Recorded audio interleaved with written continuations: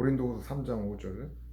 우리가 무슨 일이든지 우리에게서 난 것 같이 스스로 만족할 것이 아니니 우리의 만족은 오직 하나님으로부터 나느니라. 오늘은 고린도후서 3장 5절 말씀을 통해서 인간의 존재의 목적이라는 제목으로 하나님의 말씀을 함께 살펴보도록 하겠습니다. 우리는 지구 반대편 우크라이나에서 벌어지고 있는 끔찍한 인간 사이의 참상을 눈으로 보고 있습니다. 또한 우리나라 동해안 저 아름답고 울창한 자연이 화재로 인해서 고통당하는 모습도 보고 있습니다. 그리고 중국 우한에서 발생한 바이러스 감염으로 인해서 최근 2, 3년간 전 세계가 고통을 당하고 있습니다. 저도 그 바이러스의 양성 반응이 나타나서 지난주까지 격리되었던 경험이 있습니다. 우리는 이렇게 인간과 피조물이 당하는 고통들을 날마다 보고 또 경험하면서 어떠한 마음을 가지고 있습니까? 그리고 이러한 문제들을 해결하기 위한 어떤 해결책을 가지고 있습니까? 다음 주 수요일이면은 앞으로 5년간 우리나라를 이끌어갈 지도자를 뽑는 선거가 있습니다. 저는 자유주의 신봉자로서 앞으로 우리나라가 더 많은 자유가 보장되고 공의로운 그러한 사회가 되어지기를 소망하고 있습니다. 전 세계가 인류의 평화와 안전을 위해 유엔이라는 연합기관을 세웠습니다. 또한 세계 자연과 환경을 보호하고 보존하기 위해서 기후협약이라는 조약을 맺고 단체를 만들어서 그러한 것들을 논의하고 감시, 감독하고 있기도 합니다. 그러나 우리가 사는 세상은 어떻습니까? 여전히 인류는 전쟁과 기아 그리고 질병으로 고통당하며 그 범위와 강도가 점점 심해지고 있습니다. 자연과 우리가 사는 피조 세계의 상태는 어떻습니까? 비전문가인 우리의 눈에도 하늘과 땅, 강과 바다는 더욱 파괴되고 오염이 되어가며 이러한 현상 또한 전 세계적인 상태가 되어가는 것을 또 점점 더 심해져 가는 것을 날마다 확인하면서 살아가고 있습니다. 성경을 보면은 하나님께서는 피조 세계를 하나님 보시기에도 아름답고 흡족하게 지으셨다고 했습니다. 그리고 우리 인간을 하나님의 모습대로 지으셔서 고난과 능력을 주시고 만물을 다스릴 그리고 잘 관리할 사명을 주셨습니다. 그러나 오늘날 우리 자신의 모습 그리고 우리가 세계와 그리고 우리와 세계가 세운 지도자들의 모습 가운데 이러한 하나님께서 맡기신 인간과 자연 세계를 잘 관리하고 섬기고 보존하라는 사명을 과연 얼마만큼 행할 의지를 가지고 있는지 의문을 갖게 됩니다. 성경을 보면 인간의 존재 이유와 사명이 분명하게 나타나 있습니다. 창세기 1장 27절 28절 하나님이 자기 형상 곧 하나님의 형상대로 사람을 창조하시되 남자와 여자를 창조하시고 하나님이 그들에게 복을 주시며 하나님이 그들에게 이르시되 생육하고 번성하여 땅에 충만하라 땅을 정복하라 바다의 물고기와 하늘의 새와 땅에 움직이는 모든 생물을 다스리라 하시니라. 창세기 2장 8절 여호와 하나님이 동방의 에덴에 동산을 창설하시고 그 지으신 사람을 거기에 두시니라. 15절 여호와 하나님이 그 사람을 이끌어 에덴 동산에 두어 그것을 경작하고 지키게 하시고, 하나님은 피조 세계를 만드시고 그 가운데 특별히 에덴의 동산을 두어서 사람을 그곳에 두시고 그곳에서 사람을 만나 주셨습니다. 그러므로 에덴에 있는 동산은 하나님과 인간의 만남의 장소, 곧 성전인 것입니다. 하나님은 모든 피조 세계를 다 만드신 후에 우리 인간을 가장 마지막에, 그것도 자신의 형상으로 지으셨습니다. 우리 인간 사회는 때가 되면은 부모를 떠나 남자와 여자가 서로 공동체의 기본인 가정을 이룹니다. 우리는 이것을 보금자리라 부르고 있습니다. 이것은 세상에서 사람이 편안하게 쉴 수 있는 안식의 장소입니다. 그래서 하나님께서도 여자를 남자의 가슴에 있는 갈비뼈로 만드시고 그리하여 가장 소중하게 그 가슴에 품게 하시고 그곳에서 포근한 안식을 누리게 하셨습니다. 그러므로 일터로 나가는 남편, 학교와 또 놀이터로 가는 어린 자녀도 저녁이면은 이 가정으로 다시 돌아와서 식탁에서 음식을 나누며 교제와, 그리고 그곳에서 평안히 잠자리에 들게 되는 것입니다. 시편 기자는 이렇게 가정에서 부부와 자녀들이 식탁에 함께 둘러앉아 음식을 먹으며 교제를 나누는 것이 하나님으로부터 온 복이라고 했습니다. 하나님은 왜 인간을 하나님의 형상, 곧 하나님의 지정의 인격의 모습으로 창조하시고 그에게 만물을 맡기셨습니까? 가정을 보십시오. 남편이 밖에 나가서 아내와 자녀를 먹여 살리기 위해서 땀을 흘립니다. 아내는 가정에서 남편과 자녀들을 위해서 정성껏 음식을 만들고 옷을 꾸미며 청소하고 그리고 자녀들을 키웁니다. 이러한 맡겨진 사명에 대한 수고를 통해서 부부가 서로의 사랑을 확인하고 더욱 깊은 교제로 인해서 함께 즐거워하게 되는 것입니다.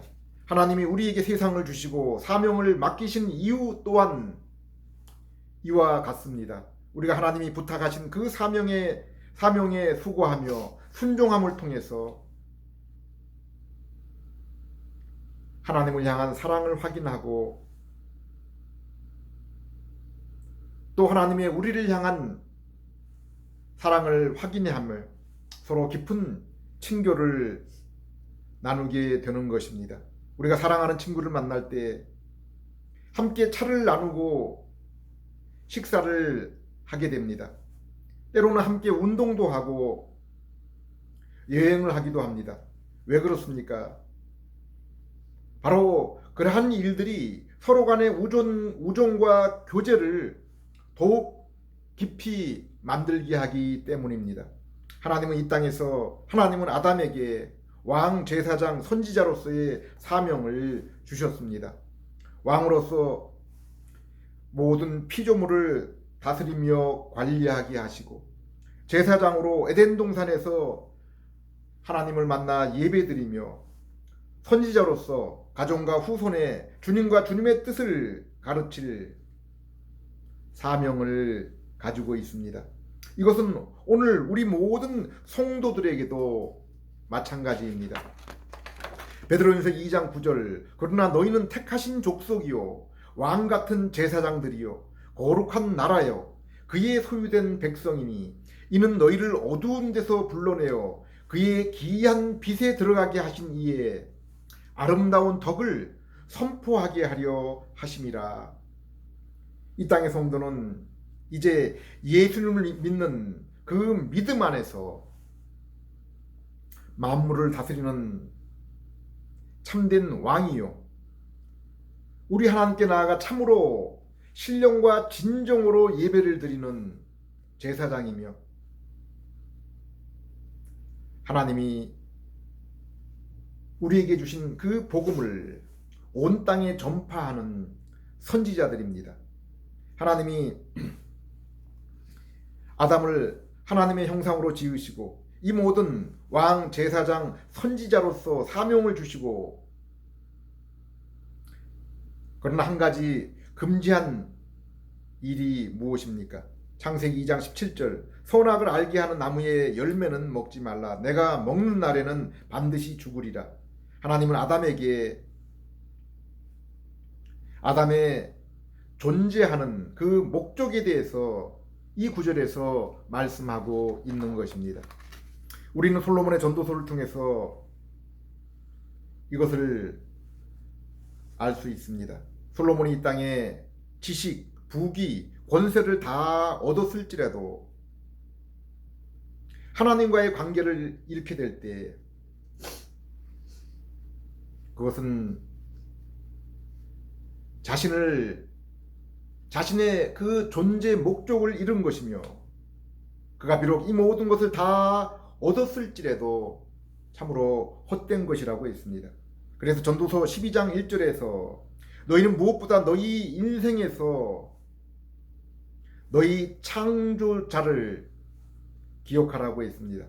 너는 청년의 때 곧 공고한 날을 이르기 전 나는 아무 낙이 없다고 할 때가 가깝기 전에 너희 창조주를 기억하라. 12장 13절, 일의 결국을 다 들었으니 하나님을 경외하고 그 명령을 지킬지어다. 이것이 모든 사람의 본분이니라.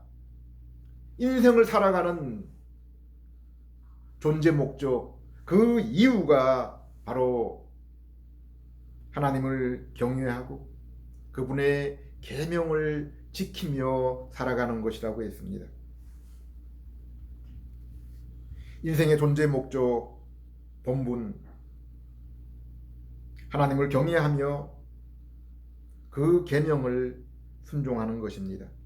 아무리 자동차에 금도금을 하고 시트를 아름답고 좋은 가죽으로 꾸미고 최고급 연료를 넣는다고 해도, 그런데 만약에 자동차가 굴러가지 않는다면 어떻게 합니까? 그것은 자동차로서 소용이 없는 것입니다. 목적을 잃은 것입니다. 하나님이 의인 욥에게 왜 사단을 통해서 그러한 끔찍한 고통을 주었습니까? 욥은 사단을 통해서 자신의 전 재산을 잃었습니다. 모든 자식도 잃었습니다. 그리고 자신도 가장 참기 힘든 피부병으로 죄를 뒤집어 쓰고 기왓장으로 그 가려운 몸을 긁었습니다. 사랑하는 아내도 위로 대신에 하나님을 저주하고 죽으라는 원망 섞인 저주의 말을 퍼부었습니다. 욥을 위로하러 온 친구마저 위로와 용기를 주는 그런 말이 아니라 절망과 고통의 말을 내뱉었습니다. 그런데 하나님이 사랑하는 욥에게 사단을 통해서 주는 시련이 어떻게 욥에게 커다란 복과 은혜가 되었습니까? 욥기 42장 5절 6절, 내가 죽기에 대하여 귀로 듣기만 하였더니 이제는 눈으로 주를 배움나이다. 그러므로 내가 스스로 거두어 드리고 티끌과 제 가운데서 회개하나이다. 욥은 하나님이 허락하신 이 모든 시련과 고난 속에서 하나님을 더욱 알게 되고 가까이 나아가 그 영광의 얼굴을 더욱 자세히 볼 수 있게 된 것입니다. 로마서 5장에서 성도에게 하나님이 베푸신 두 가지 은혜에 대해서 말씀하고 있습니다. 하나는 죄인된 우리, 그 죄로 인해서 하나님의 원수 되었던 우리가 예수 그리스도의 보혈 곧 속죄와 화목의 제물로 우리가 하나님과 화평을 얻고 화목의 교제를 나누게 된 것입니다. 로마서 5장 1절 그러므로 우리가 믿음으로 의롭다는 인정을 받아 우리 주 예수 그리스도를 통해서 하나님과 화목하게 되었습니다. 둘째는 우리가 당하는 인생의 고난과 역경 속에서 더욱 하나님께 가까이 나아가서 그로 인해 깊은 친교 가운데 있게 되었다는 것입니다. 로마서 5장 3절에서 5절 이것뿐만 아니라 우리가 고난 중에서도 기뻐하는 것은 고난은 인내는 연단된 인격은 소망을 갖게 한다는 것을 알기 때문입니다. 이 소망은 우리에게 실망을 주지 않습니다.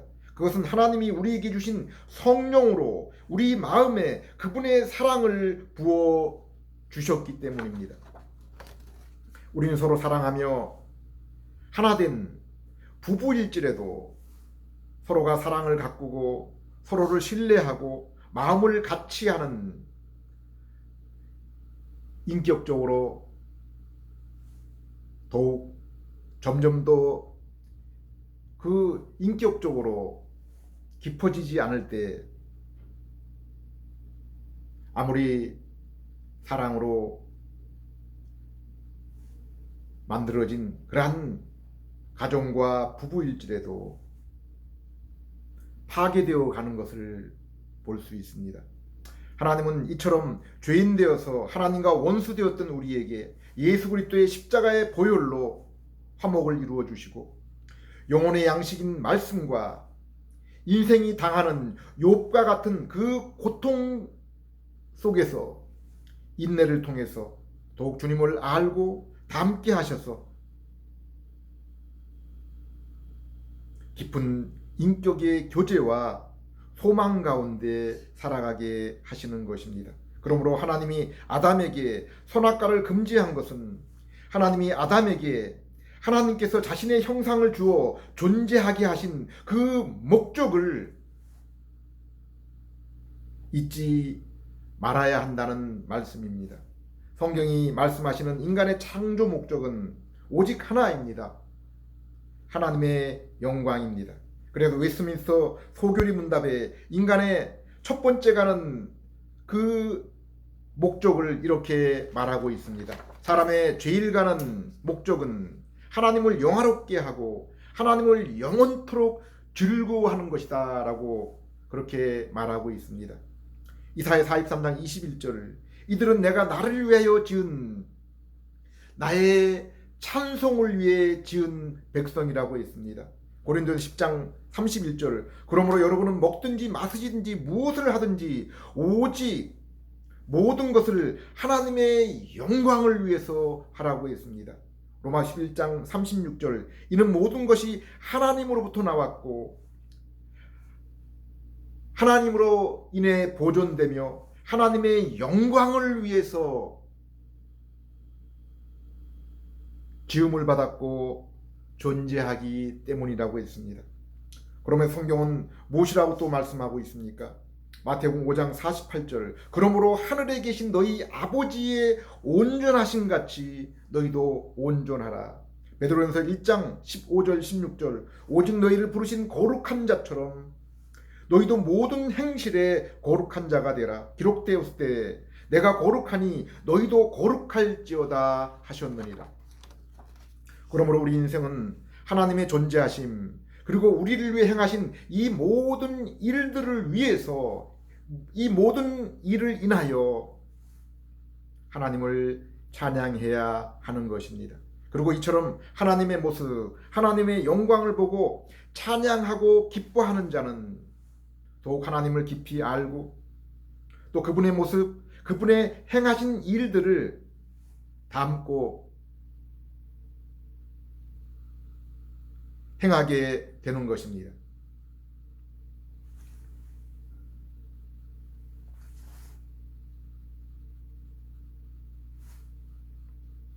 하나님이 왜 아담을 부르셨습니까? 아담과 아브라함과 이스라엘을 부르셨습니까? 하나님은 아담을 자신의 형상으로 지으시고 에덴 동산에 거하게 하신 후에 사명을 주시고 그리고 선악과 열매를 먹지 말라고 하셨습니다. 죄악된 세상 바벨론에서 아브라함을 부르시고 죄악의 세상 애굽에서 이스라엘을 독수리 날개로 업어서 구원하신 후에 부탁하신 것이 무엇입니까? 아브라함에게 창세기 17장 1절에 너는 내 앞에서 완전하라고 했습니다. 출애굽 19장 5절 6절에서 이스라엘에게 너희가 내 말을 잘 듣고 내 언약을 지키면은 거룩한 내 백성이 되리라고 했습니다. 이처럼 하나님이 우리를 창조하시고 만물 가운데 세우신 목적은 이것입니다. 그것은 하나님이 우리의 하나님이 되며 우리는 그분의 백성이 되는 것입니다. 그리고 그것을 이루는 방법은 하나님이 주신 계명, 곧 율법, 십계명을 순종함을 통해서입니다. 더 나아가서는 그로 인해서 사명을 감당할 때입니다. 그런데 아담은 죄를 짓기 전 만물이 하나님과 아담이 볼 때 아름다운 상태, 그리고 날마다 에덴 동산에서 하나님과 교제하며 동행하던 그때에도 하나님이 주셨던 그 계명을 지키지 못했습니다. 자신의 그 존재의 목적에 합당한 삶을 살아가지 못했습니다. 그리고 하나님이 마귀의 손 아래 있던 죄악의 세상에서 택하여 구출하여 낸 이스라엘은 어떻습니까? 그들 또한 율법에 순종하지 못해서 아담이 에덴 동산에서 쫓겨난 것처럼 약속하신 땅에서 쫓겨나고 말았습니다. 인간은 우리가 아는 것처럼 육체와 함께 영혼을 지닌 존재입니다. 창세기 1장에 나타난 것처럼 육신을 다른 피조물처럼 흙으로 만들었습니다. 그리고 다른 피조물과 달리 그 영혼은 하나님의 형상으로 만드셔서 영적인 존재가 되게 했습니다. 그래서 영혼과 육체를 함께 지닌 존재가 되었습니다. 육체를 지닌 존재를 보십시오. 집에 있는 강아지는 먹을 것을 줄 때 좋아하며 집 밖에 나가서 자기 동료 강아지들과 뛰어놀 때 즐거워합니다.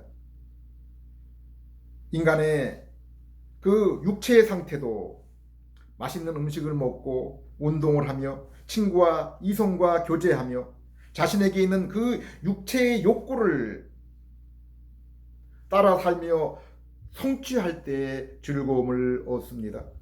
매슬로우는 인간의 욕구를 생리적 욕구, 안전 욕구, 애정 욕구, 존경 욕구, 자아실현 욕구 등 5단계로 말하기도 했습니다. 전도서 또한 한 개인의 욕망에 대해서 전도자 자신의 경험을 통해서 자세히 설명하고 있습니다. 그러나 인간은 이러한 육체적인 존재일 뿐 아니라 영적인 존재입니다. 그 욕망이 비록 인격적으로는 높고 고상하다고 할지라도 그것은 세상적이고 유한하며 언젠가 자신의 육신과 함께 사라진다는 것입니다. 영적인 존재인 인간은 이러한 육체적이고 유한한 욕구 외에 영혼과 영원을 위한 욕구가 있습니다. 그리고 이것에 대한 소망과 그것을 영원히 맛보기 전에는 인간은 참된 만족과 즐거움 가운데 살아갈 수 없는 것입니다. 그런 면에서 본다면 죄 없는 상태에서 에덴 동산에서 하나님과 동행했던 아담조차도 그때까지 유한하며 불완전한 존재였습니다. 그래서 그가 비록 아름다운 세상에서 피조 세계를 다스리며 하나님과 교제를 나누며 사람들에게 진리를 전파하는 가운데 살고 있었지만은 존재론적으로는 아직 완전하지 못하고 유한한 존재였습니다. 그리고 하나님께서 애초에 계획한 창조 목적 가운데는 아담을 위한 더욱 완전하고 영원한 존재로서의 삶에 대한 그 계획을 가지고 계셨습니다. 그리고 비록 아담이 선악과를 따먹고 범죄하여 하나님과 교제를 잃어버리고 낙원을 잃어버렸지만은 그 계획은 결코 바꾸지 않으셨습니다.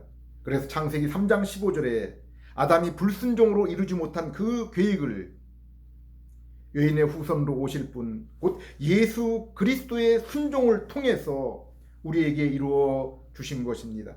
하나님은 창세기 9장에서 노아에게 주신 무지개 언약을 통해서 하나님이 여인의 후손을 통한 그 사명을 우리에게 이루실 때까지 인간을 죄로 인해 심판하지 않으시고 일반 은혜를 통해서 보존해 주실 것을 약속했습니다.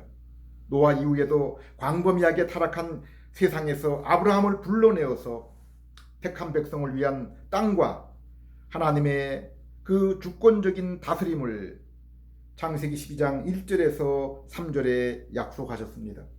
그리고 출애굽기 19장에 이스라엘을 죄악의 세상 애굽에서 구원하여 가나안 땅에서 택하신 민족, 땅, 그리고 성전을 통한 하나님의 임재와 주권으로 이 땅에 하나님의 나라를 보여주셨습니다.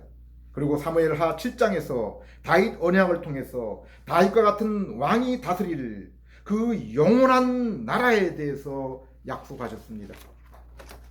창세기 3장 15절에 여인의 후손을 통한 죄로부터 세상을 구원하시고 영원히 다스릴 하나님의 나라를 더욱더 구체적으로 보여주고 계신 것입니다. 그런데 하나님의 은혜 언약 가운데 모세에게 주신 언약은 구원을 위한 은혜의 약속일 뿐 아니라 율법, 곧 행위 언약이 함께 포함되어 있습니다. 아담에게 선악과를 통해 한 것처럼 나의 계명을 순종하면은 복을 얻을 것이요 불순종하면은 저주를 얻을 것이라는 것입니다. 그런데 아담이 죄를 짓기 이전 상태에도 아담은 이 계명에 불순종하여 저주를 받고 하나님과 그리고 성전으로부터 쫓겨났습니다. 그러면 아담의 후손으로 원죄를 지닌 이스라엘은 어떠했겠습니까? 그들은 비록 세상에서 구별되어 약속의 땅에 거하며 아브라함의 후손으로 택한 백성이었습니다. 그들에게는 하나님의 말씀이 있었습니다. 그들 가운데 하나님이 임재하는 성전이 있었습니다. 그런데 그들에게 신의 산에서 돌판에 새겨주신 그 율법을 지켰습니까? 지킬 수 없었습니다.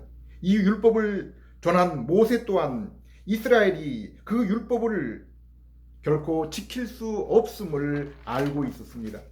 그래서 신명기 30장에서 너희가 반드시 이 땅에서 쫓겨나 이방 땅에 흩어질 것이요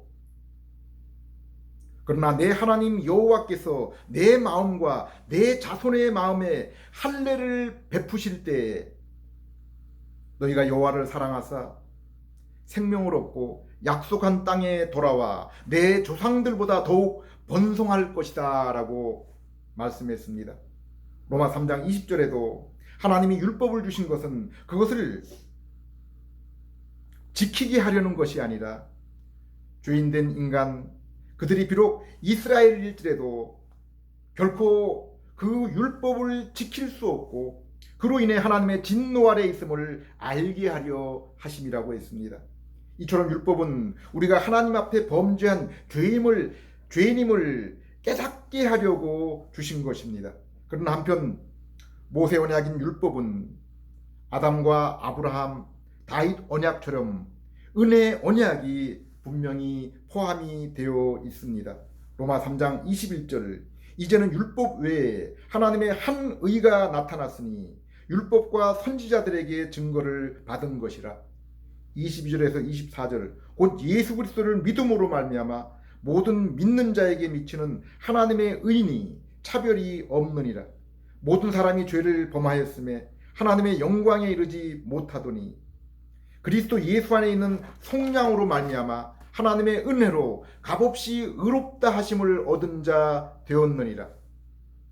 우리가 구약 성경 곧 율법을 통해 나타난 희생 제물, 제사장 그리고 성전을 성경은 분명하게 예수 그리스도 장차 오실 그분을 가리키는 것이라고 그렇게 말씀하고 있습니다.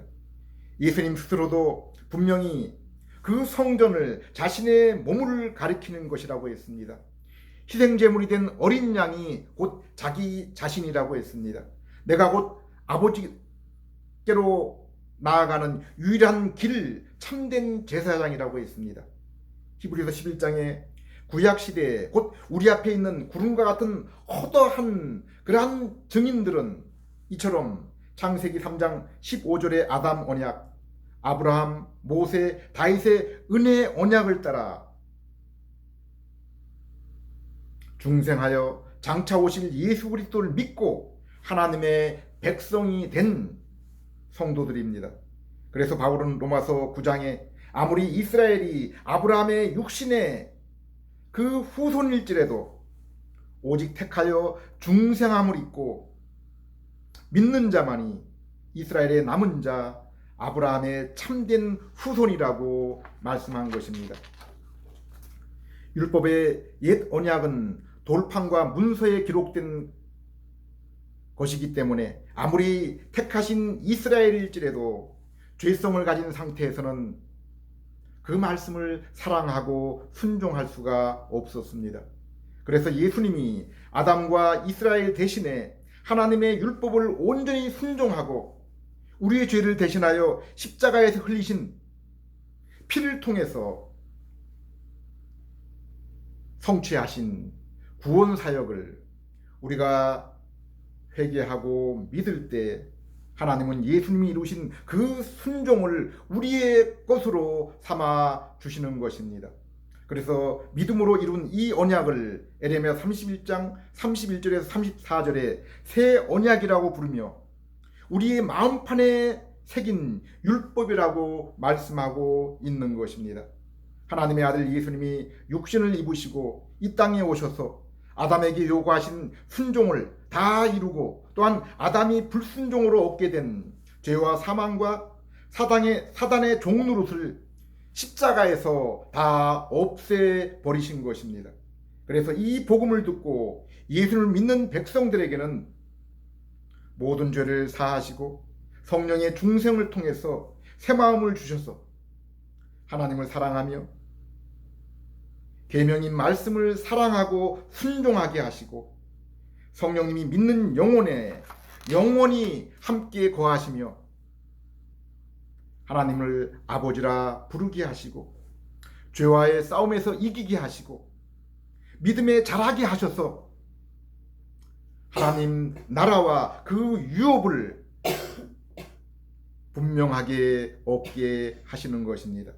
다니엘서 10장 32절 오직 자기의 하나님을 아는 백성은 강하여 용맹을 떨치리라고 했습니다.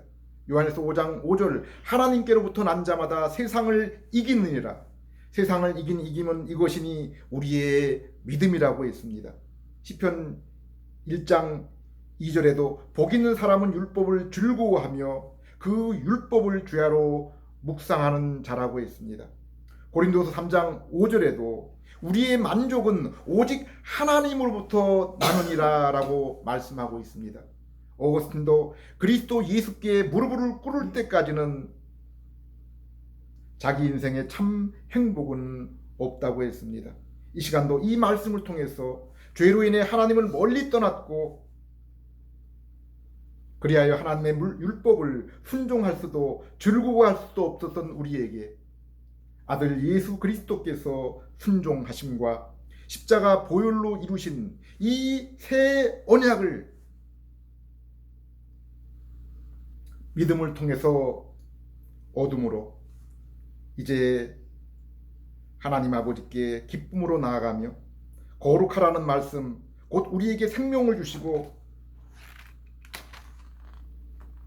영의 양식으로 우리의 영혼에 힘을 북돋는 예수 그리스도의 살과 피, 곧 생명의 말씀을 날마다 사랑하고 가까이 하며 묵상하는 삶을 통해서 우리 하나님께 영광을 돌리며 그로 인해 더욱 풍성한 그러한 기쁨의 삶을 살아가는 그러한 여러분 되시기를 기도드리겠습니다. 기도하겠습니다. 하나님 아버지, 죄로 인해 잃었던 하나님과 성전을 아들이 이루신 그 새 언약을 믿음을 통해서 얻게 해주시고 이제 더욱 온전한 나라를 소망으로 바라보며 살아갈 수 있도록 인도해 주심을 감사드립니다. 예수 그리스도를 믿어 새 생명을 얻고 말씀을 통해 우리 하나님께 날마다 더욱 가까이 함이 저희에게 이 땅에서 가장 커다란 은혜와 복인 줄을 믿습니다. 한 주간도 생명의 말씀을 사랑하고 묵상함을 통해서 더욱 힘을 얻게 해주시고 그리하여 더욱 아버지께 가까이 나아가며 우리 주님의 영광을 드러내는 그러한 저희들 될 수 있게 해 주시옵소서. 예수님 이름으로 기도드립니다. 찬송가 340장.